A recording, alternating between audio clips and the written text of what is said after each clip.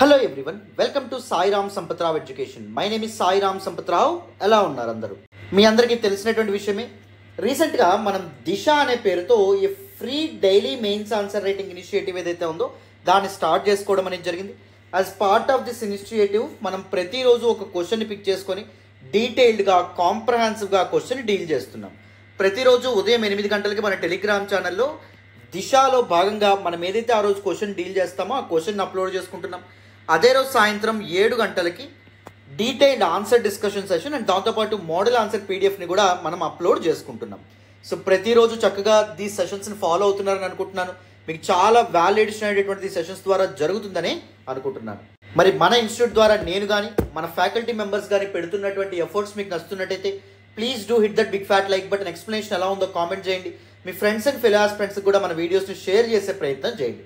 ఈరోజు సాటర్డే కాబట్టి మనం ఎస్ఏ పేపర్ నుంచి మన మెయిన్ సిలబస్లోని పేపర్ 1 నుంచి మనం క్వశ్చన్ పిక్ చేసుకోవడం అనేటువంటిది జరిగిందమ్మా.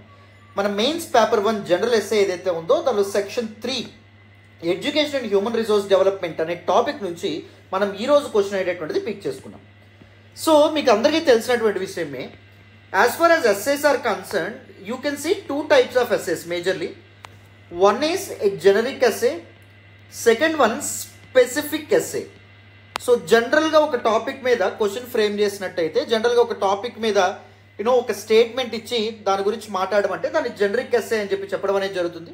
లేదు ఆ టాపిక్కి స్పెసిఫిక్గా ఒక ది ఇష్యూ గురించి కానీ లేకపోతే ఒక ఇంపార్టెంట్ కంపోనెంట్ ఒక ఇంపార్టెంట్ డైమెన్షన్ గురించి క్వశ్చన్ ఫ్రేమ్ చేసి మనకి ఆన్సర్ చేయమంటే అది స్పెసిఫిక్ ఎస్సే అవ్వడం అనేటువంటి జరుగుతుంది.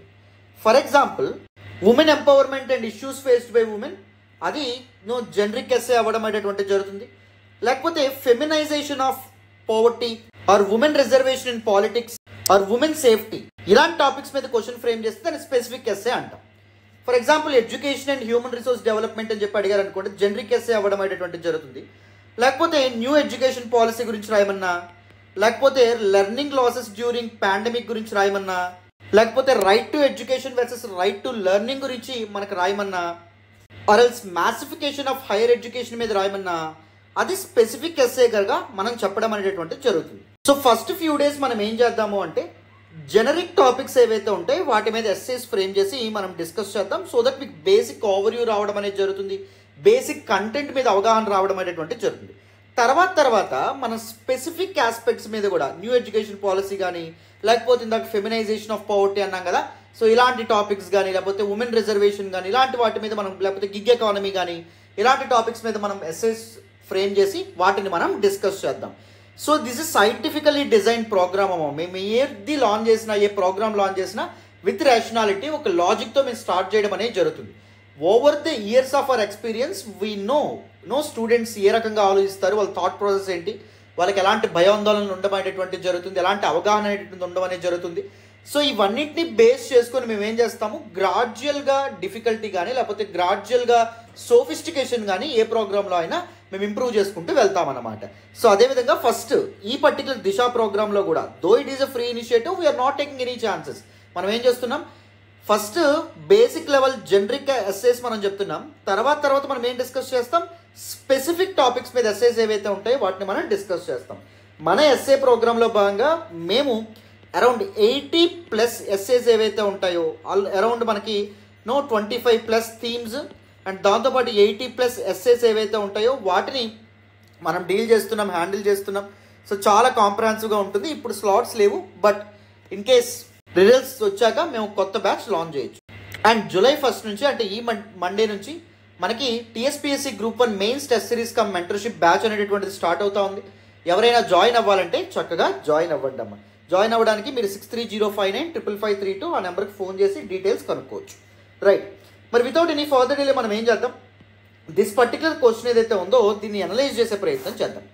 Is it 1200 words essay. మీ అందరికీ తెలిసినటువంటి విషయమే, నేను లాస్ట్ క్లాస్లో కూడా చెప్పాను. సార్ ఎన్ని పేజెస్లో ఎస్సే రాయాలని చెప్పి చాలామంది అడుగుతారు. Anywhere between 10 to 14 pages me essay ఏదైతే ఉందో దాన్ని ఫ్రేమ్ చేసే ప్రయత్నం అనేటువంటి చేయండి అమ్మ. ఇంట్రడక్షన్ ఏ విధంగా రాయాలి అండ్ ఎస్సే బాడీ పార్ట్లో ఏ విధంగా రాయాలో కూడా నేను చెప్తాను. సో మనకి జిఎస్లో క్వశ్చన్స్ ఏవైతే ఉంటాయి, కొన్ని క్వశ్చన్స్ చిన్న పారాగ్రాఫ్స్, కొన్ని క్వశ్చన్స్లో మనం డయాగ్రామ్స్, ఫ్లో చార్ట్స్ వాడతాం, కొన్ని క్వశ్చన్స్ మనం పాయింట్ వైజ్ రాయడం అనేది జరుగుతుంది. But essay more or less మీరు కంప్లీట్గా చిన్న చిన్న పారాగ్రాఫ్స్లోనే రాసేటటువంటి ప్రయత్నం చేయండి. అండ్ ఒక ఎస్ఏ అటెంప్ట్ చేసే ముందు మీ థాట్ ప్రాసెస్ ఎలా ఉండాలి, ఎటువంటి రూల్స్ మీరు ఫాలో అవ్వాలి, టీఎస్పీఎస్సీ మీ నుంచి మీ ఎస్ఏ నుంచి ముఖ్యంగా ఏం ఎక్స్పెక్ట్ చేస్తుంది, మీ ఎస్ఏ ద్వారా మీలో ఎలాంటి స్కిల్స్ని టీఎస్పీఎస్సీ అనలైజ్ చేసే ప్రయత్నం చేస్తుంది. సో ఇలాంటి వాటి మీద the art of essay writing అని చెప్పి నేను ఒక వీడియో చేస్తున్నాను. The art of essay writing Sairam Sampathrao education అని చెప్పి మీరు యూట్యూబ్లో సెర్చ్ చేస్తే ఆ వీడియో కూడా కనిపిస్తుంది. ఎవరైనా బిగినర్స్ ఫస్ట్ టైం ఈ వీడియో చూస్తూ ఉంటే ఆ వీడియో తప్పకుండా చూడండి, మీకు చాలా ఇన్సైట్స్ అనేటటువంటివి వస్తాయి, తెలుస్తాయి. ఓకేనా? రైట్. ఇప్పుడు వితౌట్ ఎనీ ఫర్దర్ డిలే మనం ఏం చేద్దాం, క్వశ్చన్ అనలైజ్ చేసే ప్రయత్నం చేద్దాం. జాగ్రత్తగా వినండి అమ్మ. ప్రశ్న చూడండి, మనం జనరిక్ ఎస్ఏని ఫ్రేమ్ చేయడం అనేది జరిగింది.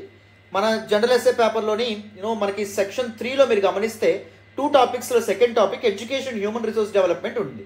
దాని మీద ఒక జనరిక్ ఎస్ఏని మనం ఇక్కడ ఫ్రేమ్ చేసాం. ఏం చెప్తున్నారు, role of education in shaping India's human resource development, challenges and measures అని చెప్పి మన క్వశ్చన్ అడగడం అనేది జరిగింది. సో అక్కడ మనకి టాపిక్ ఏంటి, education human resource development. So more or less ఆ పర్టికులర్ టాపిక్ ఏదైతే ఉందో దాని చుట్టూనే మనం ఒక జనరిక్ ఎస్ఏ ఏదైతే ఉందో దాన్ని మనం ఫ్రేమ్ చేసాం.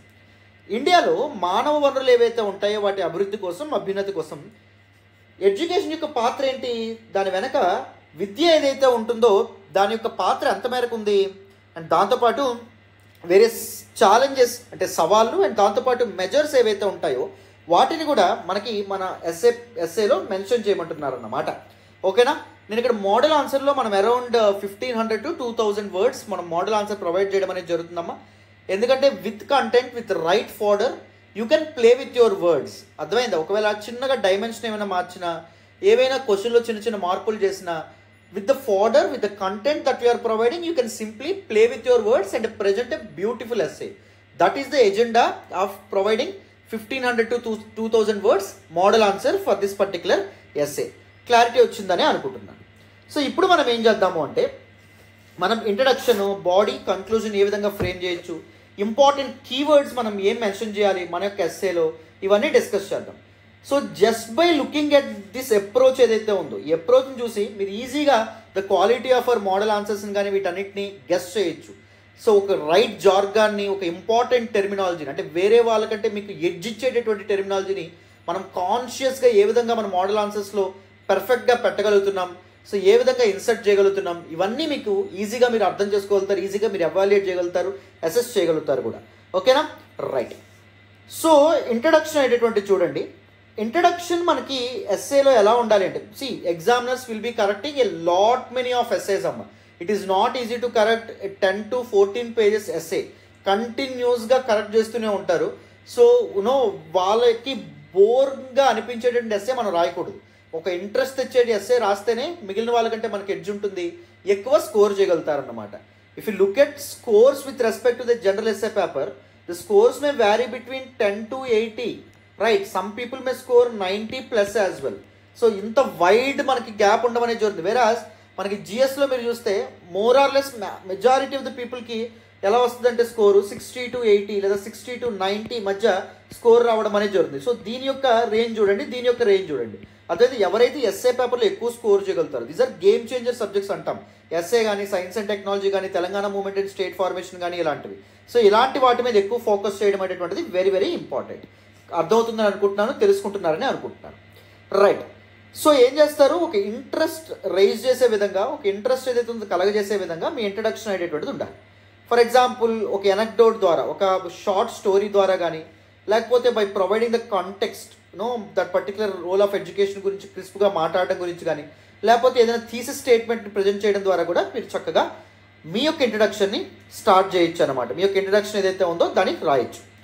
సో ఇక్కడ మనం ఏం చేసాం, we actually started our essay with an engaging anecdote. ఒక షార్ట్ స్టోరీ ఏదైతే ఉందో దాంతో మనం స్టార్ట్ చేయడం అనేది జరిగింది. That illustrates the topic's importance.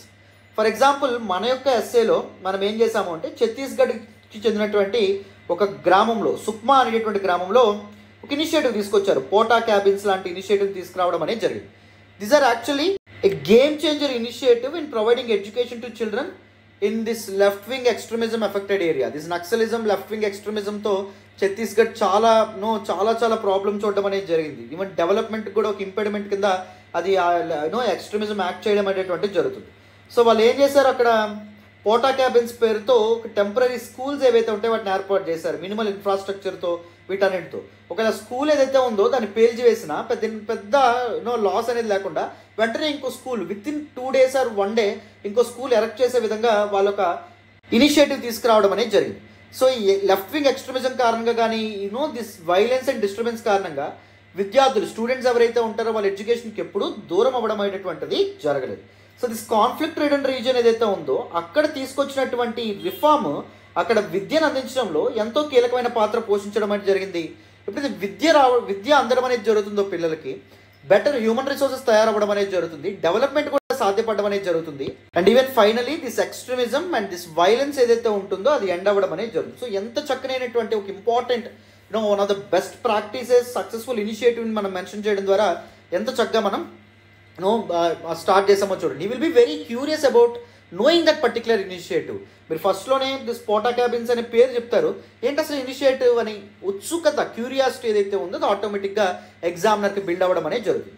You can include a relevant quote to emphasize the significance or importance. Nelson Mandela education యొక్క significance importance గురించి చెప్తూ మంచి కోట్ చెప్పడం అనేది జరిగింది. Education is the most powerful weapon which you can use to change the world. ప్రపంచాన్ని మార్చడానికి నీ దగ్గర ఉండేటటువంటి ఏకైక ఆయుధమే విద్య అనే విధంగా ఆయన చెప్పడం అనేది జరిగింది. సో ఆ కొటేషన్ని చెప్పడం ద్వారా కూడా మీరు ఎంతో చక్కగా మీ ఇంట్రడక్షన్ అనేటటువంటిది రాయొచ్చు, right? So this is how you can structure your introduction. And as for as body is concern మీరు ఏం చేస్తారు, various components in the question ఏదైతే ఉందో దాన్ని పర్ఫెక్ట్గా అడ్రస్ చేసే ప్రయత్నం చేస్తారు. సో క్వశ్చన్లో మనకి ఏం అడగడం అనేది జరిగింది, role of education shaping India's human resource development. So significance of లేదా importance of education and skill development ఏదైతే ఉందో దాని గురించి టూకీగా మెన్షన్ చేసి అట్లీస్ట్ ఒక 250 words వరకు మెన్షన్ చేసి తర్వాత ఏమడిగారు, ఛాలెంజెస్ గురించి మెన్షన్ చేయమన్నారు కదా. కరెంట్ ఎడ్యుకేషన్ సిస్టంలో ఉన్నటువంటి వేరియస్ ఛాలెంజెస్ సవాళ్ళు ఏవైతే ఉంటాయో వాటిని జాట్ డౌన్ చేయాలి. తర్వాత ఇండియాలో స్టార్ట్ చేసినటువంటి వేరియస్ ఇనిషియేటివ్స్ కానీ లేకపోతే గ్లోబల్లీ స్టార్ట్ చేసినటువంటి వేరియస్ బెస్ట్ ప్రాక్టీసెస్ ఏవైతే ఉంటాయో వాటిని మెన్షన్ చేయొచ్చు. And various measures and way forward ఏదైతే ఉందో అది ఫైనలీ సజెస్ట్ చేస్తారన్నమాట. సో ఇంపార్టెన్స్లో మీరు ఎలా మీరు ఏ విధంగా ఆన్సర్ అనేది స్ట్రక్చర్ చేయొచ్చు. Explain why education is fundamental for individual and national growth. ఒక వ్యక్తికి అండ్ దాంతోపాటు ఒక సమాజానికి అండ్ ఈవెన్ ఒక దేశానికి చదువుకున్నటువంటి పీపుల్ ఉండడం చాలా చాలా అవసరం. స్కిల్డ్ పీపుల్ ఉండడం అనేటటువంటి చాలా చాలా అవసరం. సో ఒక వ్యక్తి జీవితాన్ని మార్చడంలో ఎడ్యుకేషన్ కీలకమైన పాత్ర పోషించడం అనేది జరుగుతుంది. ఒక దేశం యొక్క భవిష్యత్తు ఏదైతే ఉంటుందో ఒక నేషన్స్ ఫ్యూచర్ని ట్రాన్స్ఫార్మ్ చేయడంలో కూడా ఎడ్యుకేషన్ యొక్క రోల్ చాలా సిగ్నిఫికెంట్ అని చెప్పి మనం అర్థం చేసుకోవచ్చు. Education equip individuals with knowledge, skills and values need to participate fully in the society. సమాజ నిర్మితిలో మనం భాగస్వాములు అవ్వాలంటే చదువు అనేటటువంటిది చాలా చాలా important. Education will definitely foster innovation, సృజనాత్మకతని ఫాస్టర్ చేస్తుంది, ఎకనామిక్ గ్రోత్ కారణం అవడం అనేది జరుగుతుంది. సోషల్ కోహెషన్ ఏదైతే ఉంటుందో దానికి కూడా సామాజిక ఐక్యత ఏదైతే ఉంటుందో దానికి కూడా చదువు ఏదైతే ఉందో చాలా ఉపయోగపడడం అనేటటువంటిది జరుగుతుంది, right? And you can talk about the demographic dividend of India as well. India entered in to demographic dividend since 2005 and 2006 and 2000 of course up to around 2050 వరకు ఇండియా డెమోగ్రఫిక్ డివిడెండ్లోనే ఉండడం అనేది జరుగుతుంది. డెమోగ్రఫిక్ డివిడెండ్ అంటే ఏంటి, young age population ఎవరైతే ఉన్నారో వాళ్ళు old age and children age population కంటే ఎక్కువగా ఉంటే ఓల్డ్ ఏజ్ అండ్ చిల్డ్రన్ అంటే డిపెండబుల్స్ పాపులేషన్ వాళ్ళకంటే ఎవరైతే self earning population young people ఎక్కువ ఉన్నారనుకోండి అప్పుడు ఆ కంట్రీ డెమోగ్రఫిక్ డివిడెండ్లో ఉంది, ఆ ఫేజ్లో ఉంది అని చెప్పి మనం అర్థం చేసుకోవచ్చు. ఇండియా ఈ ఫేజ్లోకి 2005 or 2006 ఆ టైంలో ఎంటర్ అవ్వడం అనేది జరిగింది subject to correction. And up to 2050 వరకు ఉండబోతుంది. సో యంగ్ పీపుల్ ఉండమే కాదు, స్కిల్డ్ యంగ్ పీపుల్ ఉన్నారనుకోండి, ఎడ్యుకేషన్ చదువుకున్నటువంటి అండ్ నైపుణ్యత కలిగినటువంటి యంగ్ పీపుల్ ఉన్నారనుకోండి, India can reap its fruits for sure. India $5 trillion economy అవ్వాలనుకుంటున్నాం. అండ్ ఈవెన్ 2047 కల్లా మనం వికసిత్ భారత్ అభివృద్ధి చెందిన దేశంగా మారాలనుకుంటున్నాం. సో ఈ సందర్భంలో ఎడ్యుకేషన్ యొక్క రోల్ ఏదైతే ఉందో దాని గురించి మీరు మాట్లాడచ్చు. అండ్ ఎడ్యుకేషన్తో పాటు స్కిల్ డెవలప్మెంట్ ఇనిషియేటివ్స్ ద్వారా ఏం చేయొచ్చు, ప్రాక్టికల్ స్కిల్స్ అలవాటు అవ్వడం అనేది జరుగుతుంది. జాబ్ మార్కెట్కి కావాల్సినటువంటి దీస్ ఇండస్ట్రీ డిమాండ్స్ ఏవైతే ఉంటాయి వాటికి తగినట్టుగా స్కిల్డ్ మ్యాన్ పవర్ ఏదైతే ఉందో తయారవ్వడం అనేటువంటిది జరుగుతుంది. So this is the importance and significance of education and skill development. మరి ఛాలెంజెస్ ఉంటే ఏం చెప్పొచ్చు మనం, క్వాంటిటీ వితౌట్ క్వాలిటీ సిండ్రోమ్. ఇది ఒక ఇంపార్టెంట్ ప్రాబ్లం కింద మనం చెప్పొచ్చు. మనం ఎప్పుడు నెంబర్స్ చూసి మురిసిపోతూ ఉంటాం, increasing enrolment rates, with respect to primary, secondary and higher education levels కానీ, లేకపోతే ఇన్ఫ్రాస్ట్రక్చర్ ఏదైతే ఉందో డెవలప్ అవుతున్నట్టు కానీ, నెంబర్ ఆఫ్ స్కూల్స్ ఏవైతే ఉంటాయో నిర్మించడం కానీ, వీటన్నిటి గురించి మనం చెప్తాం. కానీ మనము క్వాంటిటీకి ఎక్కువ ఇంపార్టెన్స్ ఇస్తాం, కానీ క్వాలిటీ ఆఫ్ ఎడ్యుకేషన్ అనేటువంటి ఎప్పుడు కన్సర్న్ కింద ఉండమనేటువంటి జరిగింది. For example annual status of education report రీసెంట్గా ఏం చెప్తుంది అంటే, this gaps in learning outcomes, చాలామంది elementary school children basic reading and arithmetic skills కూడా వాళ్ళకి లేవని చెప్పడం అనేటువంటిది జరుగుతుంది. రైట్. సో దిస్ గ్యాప్ ఏదైతే ఎన్రోల్మెంట్ రేట్ పెరుగుతుంది, బట్ లెర్నింగ్ అవుట్కమ్స్ అనేటువంటివి ఒక సీరియస్ ప్రాబ్లమ్గా ఉండడం అనేది జరుగుతుంది. దాని కారణంగా ఒక స్కిల్ఫుల్ హ్యూమన్ రిసోర్స్ని డెవలప్ చేయడంలో మన ఎడ్యుకేషన్ సిస్టమ్ ఫెయిల్ అవుతుందని చెప్పి మనం చెప్పొచ్చు. And commodification of education, private institutions ఏవైతే ఉంటే విపరీతంగా పెరగడం, అవి విద్యని ఒక కమోడిటీ కింద, ఒక ప్రోడక్ట్ కింద తయారు చేయడం కానీ, so this is actually A serious problem కింద మనం చెప్పొచ్చు అనమాట. కమర్షియల్ ప్రోడక్ట్ కింద విద్య ఏదైతే ఉందో దాన్ని మార్చడం. కొన్ని క్వాలిటీ అండ్ స్టాండర్డ్స్ ఏమైనా మెయింటైన్ చేస్తారా? మెయింటైన్ చేయనటువంటి పరిస్థితి. అండ్ దాంతోపాటుగా స్కూల్ గ్రౌండ్స్ కానీ, లేకపోతే ఎక్స్ట్రా కరిక్యులర్ యాక్టివిటీస్ వీటికి ఇంపార్టెన్స్ ఇస్తారా? ఇంపార్టెన్స్ ఇవ్వరు. సో ఎవరైతే స్టూడెంట్స్ ఉంటారో వాళ్ళని కస్టమర్స్గా భావించడం అనేది జరుగుతుంది. సో వాళ్ళ స్టూడెంట్స్ యొక్క తల్లిదండ్రులకి ఏం కావాలో, మార్కులు కావాలంటే మార్కుల్ని రుద్దుతూ ఉండడం అనేటటువంటి జరుగుతుంది. సో స్టూడెంట్ యొక్క ఆల్రౌండ్ డెవలప్మెంట్ కింద కాకుండా వాళ్ళ అడ్మిషన్స్ కోసం, మనీ కోసం ఎప్పుడైతే ఆలోచిస్తారో, so that will be a serious threat and problem. అది కూడా మనం చెప్పొచ్చు. And massification of higher education as well. Higher education institutions ర్యాపిడ్గా ఎక్స్పాండ్ అవుతున్నాయి. అన్రెగ్యులేటెడ్గా higher expansion of these institutions ఏవైతే ఉన్నాయో, without considerable improvements in infrastructure, faculty and education standards, అది కూడా ఒక serious problem. For example proliferation of IITs కూడా మనం చూడొచ్చు. డిఫరెంట్ సిటీస్లో చాలా ఐఐటీస్ మొదలవ్వడం అనేది జరుగుతుంది. మన దేశంలో ఉన్నటువంటి ఐఐటీస్ ఏవైతే ఉంటాయో వాటి యొక్క స్టాండర్డ్స్ అక్కడ చాలా ఇష్యూస్ ఉన్నప్పటికీ బయట దేశాల్లో కూడా మనం ఐఐటీస్ నిర్మించడం అనేటువంటిది జరుగుతుంది. సో దాని కారణంగా ఒక serious problem of educated unemployment start అవుతుంది. అంటే ఎడ్యుకేటెడ్ పీపుల్ ఉన్నారు, బట్ కానీ they are actually being unemployed. So అది కూడా one of the most important. చూడండి, educated unemployment, that is a keyword. So ఇలాంటి టెర్మినాలజీ అనేటువంటిది ఉపయోగించడం చాలా చాలా ఇంపార్టెంట్. మనం మోడల్ ఆన్సర్లో వాటన్నిటిని పెట్టాం. సో హైలైట్ చేసుకుని చక్కగా you need to go through all those things. And accessibility and inclusivity as well, ఇది కూడా ఒక serious problem. Address the challenges faced by marginalised communities. So విద్యని యూనివర్సలైజ్ చేయడానికి చాలా ఎఫర్ట్స్ అండ్ ఇనిషియేటివ్స్ వచ్చినప్పటికీ యాక్సెసిబిలిటీ కూడా ఒక సిగ్నిఫికెంట్ ఇష్యూ కింద మనం చెప్పొచ్చు. So this urban rural urban divide కానీ, లేకపోతే జెండర్ డివైడ్ కానీ, ఇవన్నీ మనం చూస్తాం. రూరల్ ఏరియాస్లో, ట్రైబల్ ఏరియాస్లో అండ్ ఎక్స్ట్రీమిజం ఎక్కువగా ఉన్నటువంటి ఏరియాస్లో విద్య సరిగ్గా అందనటువంటి పరిస్థితి అనమాట. సో మెనీ రీజన్స్ ఉన్నాయి. డిజిటల్ డివైడ్ ఒక కారణం, ఎందుకంటే ఈ మధ్యకాలంలో విద్య అనేటువంటిది డిజిటల్ ఎక్విప్మెంట్ ద్వారా కొనసాగడం వల్ల అండ్ డిజిటల్ సర్వీసెస్కి అందరికీ యాక్సెస్ లేకపోవడం కూడా ఒక కారణం.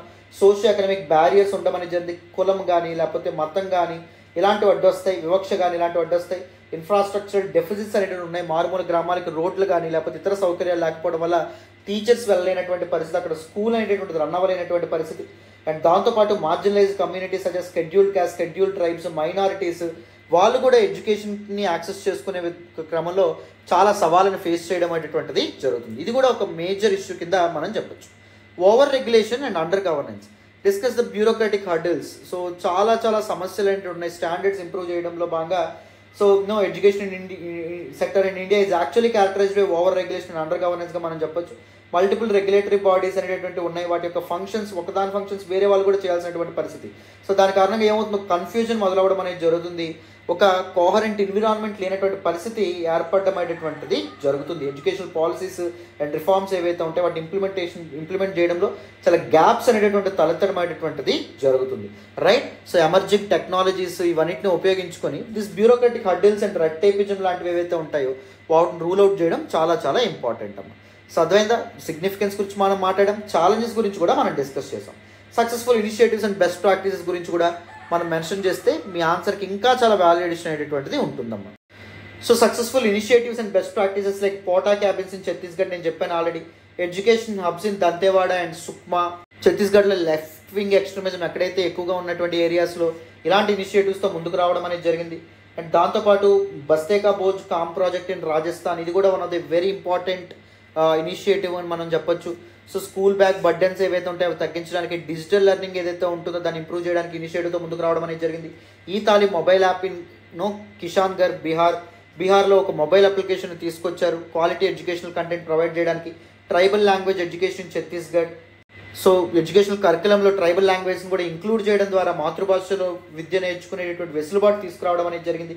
Training on civic sense in Goa. So responsible citizenship గురించి కానీ, సిటిజన్స్కి ఉండాల్సిన పౌరుల గురించి కానీ, విద్యార్థులు ఎవరైతే స్టూడెంట్స్ ఎవరైతే ఉంటారో వాళ్ళని ఎడ్యుకేట్ చేసే ప్రయత్నం మొదలైంది, ఇనిషియేటివ్ మొదలైంది. Education leadership program by Piramal foundation. So leadership skills student ఏజ్లోనే పీపుల్కి అందించాలి. అప్పుడే దిస్ పాలిటిక్స్లోని వీటన్నిటికీ యంగ్ పీపుల్ రావడం మొదలవుతుందని చెప్పి ఈ ఇనిషియేటివ్ స్టార్ట్ అయింది. ఇంటర్నేషనల్ బెస్ట్ ప్రాక్టీసెస్ ఏవైతే ఉంటాయో వాటి గురించి కూడా ఇప్పుడు జపాన్లో కానీ లేకపోతే అదర్ జపాన్ ఎక్కువగా మారల్ ఎడ్యుకేషన్ మీద ఫోకస్ చేయడం అనేటువంటి జరుగుతుంది. Singapore skilled based learning and ఏదైతే మార్కెట్ కావాల్సినటువంటి స్కిల్స్ని ఇంపార్ట్ చేయడంలో చాలా ఇనిషియేటివ్స్ తీసుకురావడం అనేది జరిగింది. ఫిన్లాండ్స్ హోలిస్టిక్ అప్రోచ్ టు ఎడ్యుకేషన్. అంటే ఎడ్యుకేషన్ అంటే ఓన్లీ దిస్ ఆర్ట్స్ ఇవే కాకుండా హ్యాండిక్రాఫ్ట్స్ తయారు చేయడం కానీ లేకపోతే ఇలాంటివి కూడా ఎడ్యుకేషన్ కింద రావడం అనేటువంటి జరుగుతుందని. అంటే ఓన్లీ టెక్నికల్ ఎడ్యుకేషన్ కాదు, all the other approach holistic అప్రోచ్ని ఫాలో అవ్వడం అనేటువంటిది జరిగింది. రైట్, వీటన్నింటి గురించి కూడా మనం చాలా చాలా విషయాలు మనం నేర్చుకోవచ్చు గ్లోబల్ ప్రాక్టీసెస్ ద్వారా. అర్థమైందా? వీటిని మీరు మెన్షన్ చేయడం ద్వారా మీకు చాలా వ్యాలిడేషన్ జరుగుతుంది మా ఎస్ఏకి. Right, in all of our essays that we discuss as part of our program, we will be providing this ready-made content. Anecdotes ఏం రాయాలి, బెస్ట్ ప్రాక్టీసెస్ ఏంటి ఏం మెన్షన్ చేయొచ్చు, వే ఫార్వర్డ్లో వాడాల్సినటువంటి రైట్ జార్గాన్ ఏంటి, వీటన్నిటిని మనం ప్రొవైడ్ చేస్తూ ఉన్నాం. రైట్, సో మనం న్యూ బ్యాచ్ లాంచ్ చేసినప్పుడు జాయిన్ అయ్యే ప్రయత్నం చేయండి. There will be huge valuation for sure. That is what I can guarantee you. So way ఫార్వర్డ్లో మనం ఏం చేయొచ్చు, రైట్ టు ఎడ్యుకేషన్ మీద ఫోకస్ ఇప్పటి వరకు పెట్టాం, సరిపోతుంది. రైట్ టు లెర్నింగ్ మీద ఫోకస్ పెట్టాలి. ప్రాక్టికల్ ఎడ్యుకేషన్ ఇంపార్ట్ చేసే విధంగా ఎడ్యుకేషన్ అనేటువంటిది ఉండాలి. సోషియో ఎకనామిక్ బ్యాక్గ్రౌండ్ ఏదైతే ఉందో దాన్ని బేరీజ్ వేసుకోకుండా అందరికీ క్వాలిటీ ఎడ్యుకేషన్ ప్రొవైడ్ చేసే విధంగా లెర్నింగ్ ఎబిలిటీస్ ఇంప్రూవ్ చేసే విధంగా ఎడ్యుకేషన్ సిస్టమ్ తయారవ్వాలి. అండ్ లైఫ్ లాంగ్ లెర్నింగ్ అనేటువంటిది ఉండాలి. ఓన్లీ ఒక ఉద్యోగం వచ్చేంత వరకు చదివితే సరిపోతుంది, మనకి ఎప్పటికీ ఉంటుంది. సో పలానా ఏజ్ వరకు పర్ఫెక్ట్గా చదివితే జీవితం బాగుంటుంది అని చెప్పి అంటారు. రైట్, అలా కాకుండా జీవితాంతం చదువు అనేటువంటి జీవితాంతం చేయాల్సినటువంటి ఒక ప్రక్రియ. నువ్వు ఎప్పుడైతే చదువుతూ ఉంటావో, so because today's world is rapidly changing world. మారుతున్నటువంటి ప్రపంచానికి తగినట్టుగా నిన్ను మార్చుకోవాల్సినటువంటి అవసరం, నువ్వు చాలా నేర్చుకోవాల్సిన అవసరం అనేటువంటిది చాలా చాలా ఉంటుంది. అవునా? సో అది కూడా ఒక ఇంపార్టెంట్ వే ఫార్వర్డ్ కింద మనం చెప్పొచ్చు. క్రిటికల్ థింకింగ్ అలవాటు చేసుకోవడం కూడా చాలా చాలా important. So lot learning lot mobilisation కాకుండా క్రిటికల్ థింకింగ్, అనలైటికల్ ఎబిలిటీస్ని ఇంప్రూవ్ చేసుకోవడం, అబ్స్ట్రాక్ట్ ఆస్పెక్ట్స్ని అనలైజ్ చేసి డీకోడ్ చేసి లేకపోతే డీకన్స్ట్రక్ట్ చేసి ఒక ఇష్యూ ఏదైతే ఉంటుందో దాన్ని బ్రేక్ డౌన్ చేసేటువంటి ఎబిలిటీ కానీ లేకపోతే ప్రాబ్లమ్ సాల్వింగ్ స్కిల్స్ ఏవైతే ఉంటాయో వీటన్నింటినీ కూడా అర్థం చేసుకోవడం. లేకపోతే ఎక్స్పీరియన్షియల్ లెర్నింగ్, ఒక ఎక్స్పీరియన్షియల్ లెర్నింగ్, ఒక పర్టికులర్ అనుభవం నుంచి నేర్చుకునేటటువంటి ఎబిలిటీ ఏదైతే ఉందో అండ్ ఇవేవైతే ఉంటాయి, లేకపోతే reading and understanding between the lines. So వాటిని అర్థం చేసుకోవడం కూడా ఆ విధంగా మన ఎడ్యుకేషన్ సిస్టమ్ అనేటువంటిది ఉండాలి. And inter disciplinary courses. So flexible inter disciplinary courses తీసుకురావడం కూడా చాలా చాలా ఇంపార్టెంట్ అమ్మ. మల్టిపుల్ ఫీల్డ్స్ ఆఫ్ స్టడీ మీద పీపుల్కి అవగాహన కల్పించడం అనేటువంటిది కూడా చాలా చాలా ఇంపార్టెంట్. అప్పుడే జాబ్ లాసెస్ లాంటివి ఉండవు. ఒక జాబ్ పోతే ఇంకొక జాబ్లోకి ఈజీగా ఎంటర్ అవ్వడం అనేటువంటిది చేయొచ్చు. Right, inter disciplinary courses are very very important and they are go to solution కింద మనం చెప్పొచ్చు. Proper teaching training, professional development అనేటటువంటిది కూడా చాలా చాలా ఇంపార్టెంట్. ఎందుకంటే స్టూడెంట్స్ యొక్క ఫ్యూచర్ని, భవిష్యత్తుని నిర్మించేటటువంటి వాళ్ళ టీచర్స్, ఉపాధ్యాయులు. సో వాళ్ళకి కంటిన్యూస్గా ప్రొఫెషనల్ డెవలప్మెంట్ అండ్ దాంతోపాటు other important skills and aspects మీద ట్రైనింగ్ ప్రొవైడ్ చేయాలి. మోడర్న్ టీచింగ్ టెక్నిక్స్ కానీ లేదా టెక్నాలజీని ఉపయోగించి ఎలా టీచ్ చేయొచ్చు అండ్ దాంతోపాటు ఎడ్యుకేటర్స్ వాళ్ళు అంటే వాళ్ళ పియర్స్ నుంచి ఏ విధంగా నేర్చుకోవచ్చు, బెస్ట్ ప్రాక్టీసెస్, బెస్ట్ టీచింగ్ స్కిల్స్ని, ఈ విధమైనటువంటి ఆస్పెక్ట్స్ని టీచర్స్ కూడా చెప్పాలి, ట్రైన్ చేయాలి, ఎడ్యుకేట్ చేయాలన్నమాట. సో వే ఫార్వర్డ్లో వీటన్నింటిని ఎలాబరేట్ చేస్తే బాగుంటుంది. అండ్ కన్క్లూజన్ చూడండి. కన్క్లూజన్ మీరు ఎప్పుడైనా గుర్తుపెట్టుకోండి, కన్క్లూజన్ స్టాండ్ అవుట్ అయ్యేలాగా రాసే ప్రయత్నం చేయండి అమ్మ. ఎప్పుడైనా గుర్తుపెట్టుకోండి, కన్క్లూజన్ చదివిన తర్వాత మాత్రమే ఆ క్వశ్చన్కి మీకు మార్క్స్ అనేటటువంటి ఎవరైనా ఎలొకేట్ చేస్తారు. సో కన్క్లూజన్ మీరు స్టాండ్ అవుట్ అయ్యేలాగా రాస్తే వేరే వాళ్ళ మీద మీకు ఎడ్జ్ ఉంటుంది. Ultimately at the end of the your writing competitive examination వేరే వాళ్ళకంటే 1 మార్క్ మీకు ఎక్స్ట్రా వస్తే సరిపోతుంది. రైట్, అది మీరు మనసులో పెట్టుకోవాలి. ఓకేనా? సో అందుకే ఆ స్టాండ్ అవుట్ అయ్యే కన్క్లూజన్స్ కోసం ముందుగానే మీరు ప్రిపేర్ అయ్యి ఉన్నారనుకోండి, ముందుగానే కంటెంట్ రెడీ చేసుకున్నారనుకోండి, that will be a huge value addition. Summarise the main points and restate the significance of the topic. Education యొక్క ఇంపార్టెన్స్ గురించి మెన్షన్ చేస్తారు. ఫర్ ఎగ్జాంపుల్ ఒక కొటేషన్ ద్వారా ఆల్బర్ట్ ఐన్స్టీన్ ఒకసారి ఏం చెప్తారంటే, education is not the learning of facts but the training the mind to think. So ఒక ఫ్యాక్ట్స్ని బ్లైండ్గా మెమరైజ్ చేయడం కాదు ఎడ్యుకేషన్ అంటే. సో మెదడుకు పదును పెట్టడమే విద్యగా మనం చెప్పొచ్చు. ఆల్బర్ట్ ఐన్స్టీన్ చెప్పడం అనేటువంటి జరిగిందనమాట. అర్థమైందా? సో ఎప్పుడు భారతదేశం యొక్క భవిష్యత్తు దేని మీద డిపెండ్ అవుతుంది? It's ability to educate and skill it's population. So skill development and education ఏదైతే ఉందో దాని మీద డిపెండ్ అవ్వడం అనేటువంటి జరుగుతుంది. సో కరెంట్ ఛాలెంజెస్ ఏవైతే ఉంటాయో వాటిని అడ్రస్ చేయడం ద్వారా అండ్ దాంతోపాటు ఇన్నోవేటివ్ సొల్యూషన్స్ ఏవైతే ఉంటాయో వాటిని ఇంప్లిమెంట్ చేయడం ద్వారా, కొత్త ఇనిషియేటివ్స్ ఏవైతే ఉంటాయో వాటి నుంచి నేర్చుకోవడం ద్వారా ఏం చేయొచ్చు? ఇండియాని ఒక గ్లోబల్ లీడర్ కింద మనం నిలబెట్టచ్చు. అండ్ దాంతోపాటు ఇండియా యొక్క హ్యూమన్ రిసోర్స్ డెవలప్మెంట్ ఏదైతే ఉందో దాని రూపురేఖలే కంప్లీట్గా మనం మార్చేయచ్చు.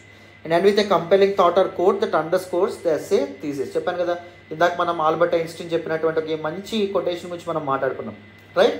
సో దాన్ని మెన్షన్ చేయడం ద్వారా మీరు ఇది చేస్తారనమాట. So cheat code for conclusion. మీ కన్క్లూజన్లో ఏం రాయాలో తెలియకపోతే సింపుల్గా significance of the central idea ఏదైతే ఉందో దాని గురించి అయినా మెన్షన్ చేయండి. ఒకవేళ క్వశ్చన్లో ఇష్యూ గురించి అడుగుతున్నారు అనుకోండి, for example gig economy challenges గురించి అడుగుతున్నారు అనుకోండి.